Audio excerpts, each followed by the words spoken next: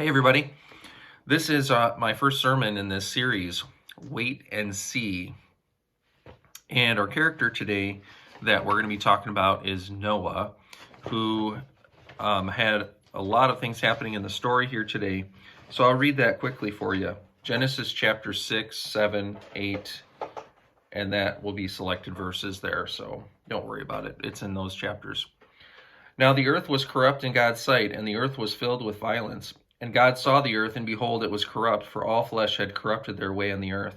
And God said to Noah, I have determined to make an end of all flesh, for the earth is filled with violence through them. Behold, I will destroy them with the earth.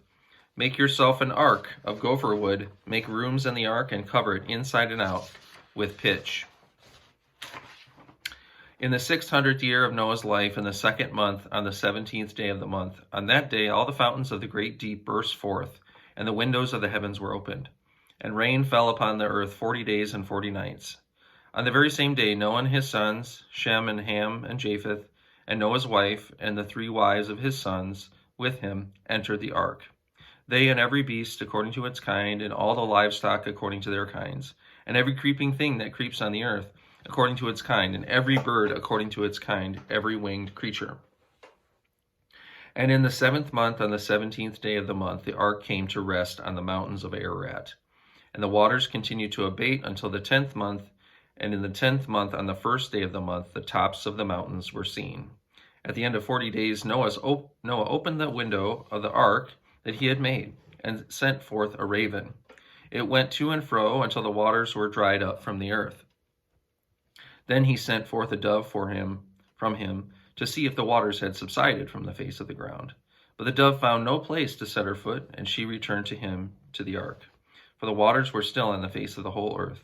So he put out his hand and took her and brought her into the ark with him. He waited another 7 days, and again he sent forth the dove out of the ark. And the dove came back to him in the evening, and behold, in her mouth was a freshly plucked olive leaf. So Noah knew that the waters had subsided from the earth. Then he waited another 7 days and sent forth a dove, and she did not return to him any more. And when the Lord smelled the pleasing aroma that was from Noah's sacrifice, the Lord said in his heart, I will never again curse the ground because of man, for the intention of man's heart is evil from his youth. Neither will I ever again strike down every living creature as I have done.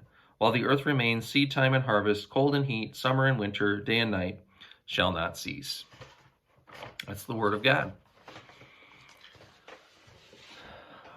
I don't know about you, but I hate waiting. I hate waiting when I want something to come. I want to receive something. I want an event to happen. And, I'm just not patient.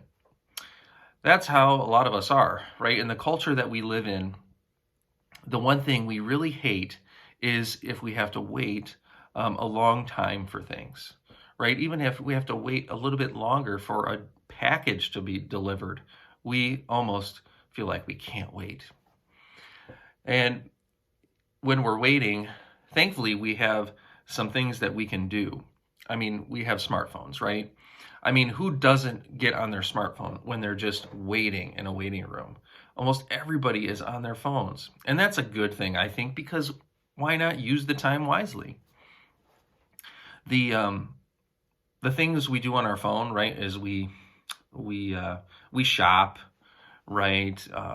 We work, actually, checking emails and things like that.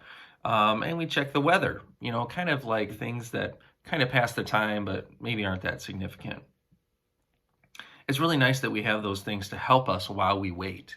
But still, in that time of waiting, if we're not getting there and receiving the things we want at the time that we want, we have, in our minds, wasted our time. That's a waste of time to be waiting for these things. So here we have Noah, and he has something to wait for. He has something to probably not look forward to, but maybe wants to get it over with, and that is the flood. The flood, which is the destruction of all humankind on earth and every living thing on earth except for Noah and his family and the animals that he has to gather on the ark. God told Noah that this was going to happen, and Noah believed God that this was going to happen. But what a terrible thing to wait for. Noah, he had to build the ark, and maybe God had him build the ark in terms of just something for him to do to pass the time, to keep his mind off the imminent destruction of the entire planet. Now, as I think about this, I wonder what would have been going through Noah's mind. I mean, he wasn't just a robot, and he wasn't just building the ark and having this 100% faith in God, no questions asked. Here I am to do my job and build this ark for everybody. That's just not the human experience, right? As we wait for things, there's all kinds of things that go through our mind, all kinds of fears and frustrations, and all kinds of things that can draw us away from God or draw us closer to God, depending on what happens. Noah had some other things to help him along the way as he waited. He not only was building the ark, which was great,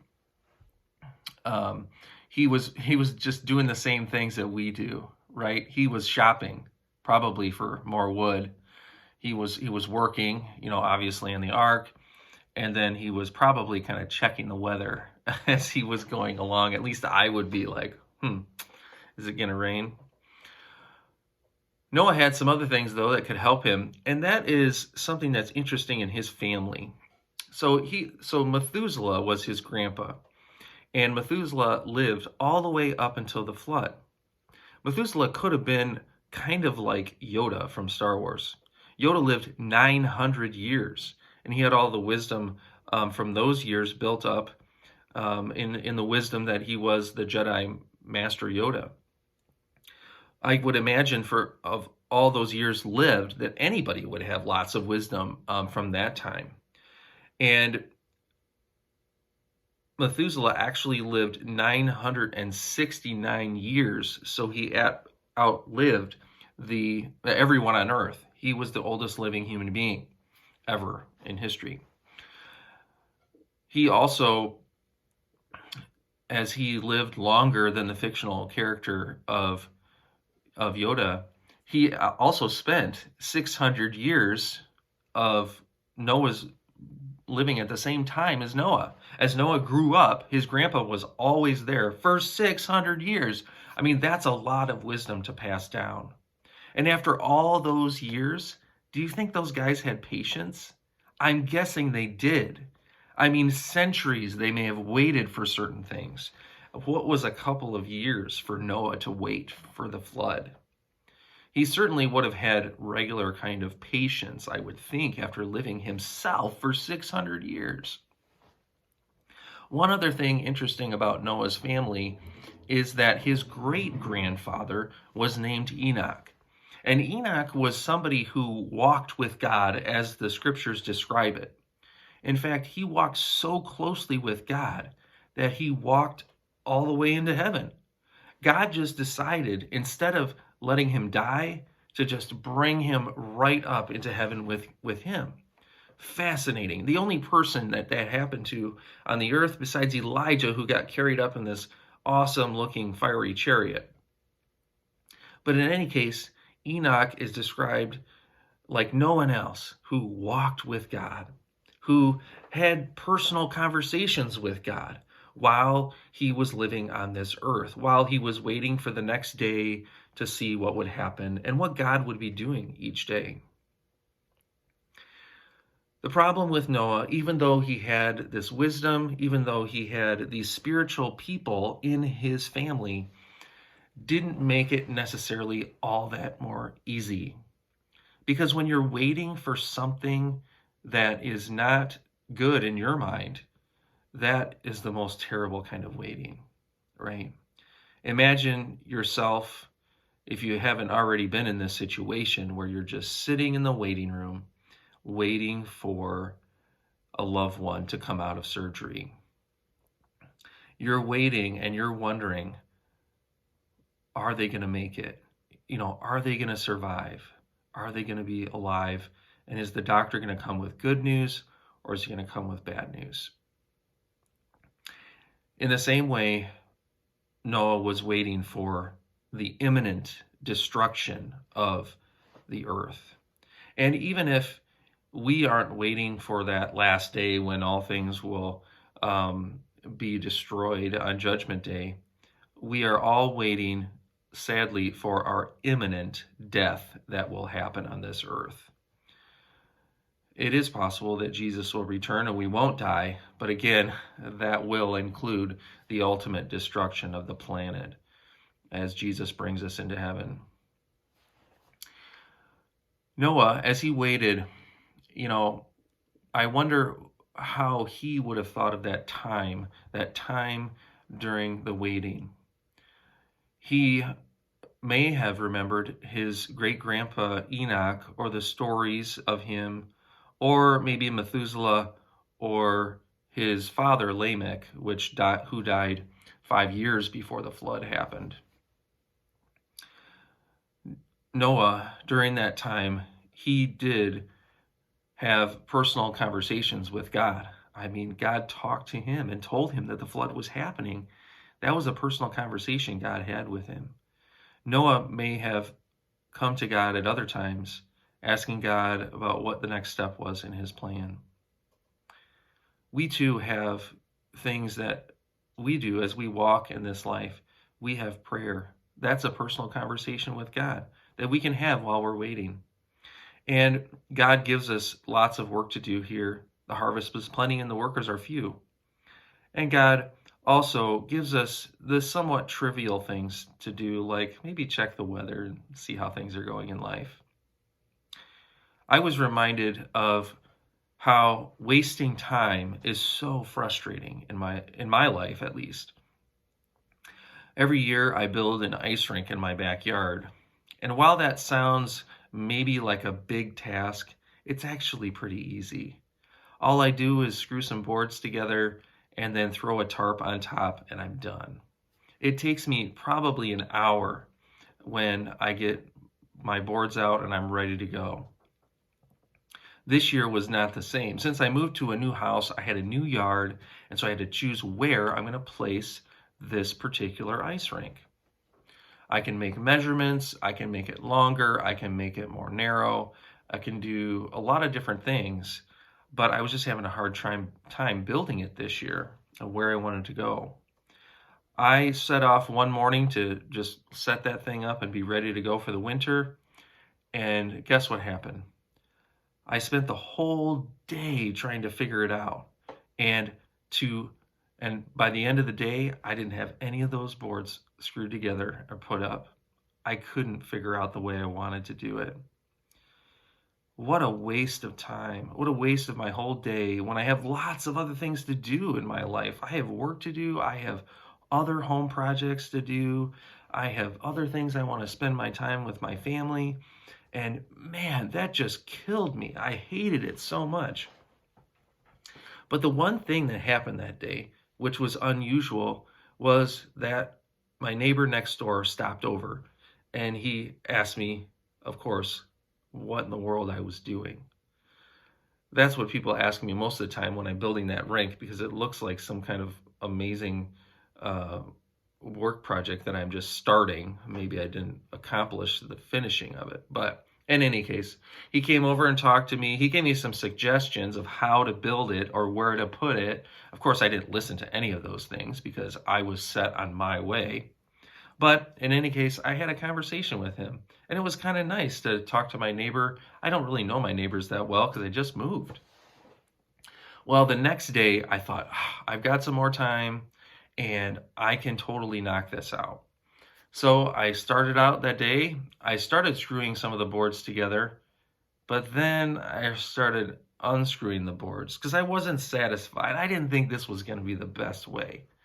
Wow. And once you know it, by the end of the day, I had almost nothing accomplished. I still hadn't decided exactly how I wanted to put it. Wow, what a giant waste of time. I was so cranky that day that even my family was like, "What's wrong with Dad?" But wouldn't you know it, that same day, my other neighbor from the other side came over and said, "What are you doing?" Not like you're not accomplishing anything, but just totally curious about what's happening. And so I had another conversation with him, a deeper conversation about some things that were important to him in his life when he was in the military, and different things that were turning points in his family and everything that happened to him. So you can see the lesson there, that although I just felt like I was just wasting so much time, those were some actual really important conversations that I had with my neighbors. That's how life is sometimes. We just feel like we're wasting our time. We don't know what this is all about. What is the purpose? And it can be really frustrating. But it also can be a time where we're walking with God. Because although we might think, oh, it's another task to walk with God and do our spiritual lives, that's not all that's happening. Because we're not just walking with God, He's walking with us. He's coming into our lives and He is making them what they are. He's setting the times for the things that will happen in the future. And He'll throw us curveballs at different times. I guarantee it. When we're waiting, we can walk with God. We can have personal conversations with Him.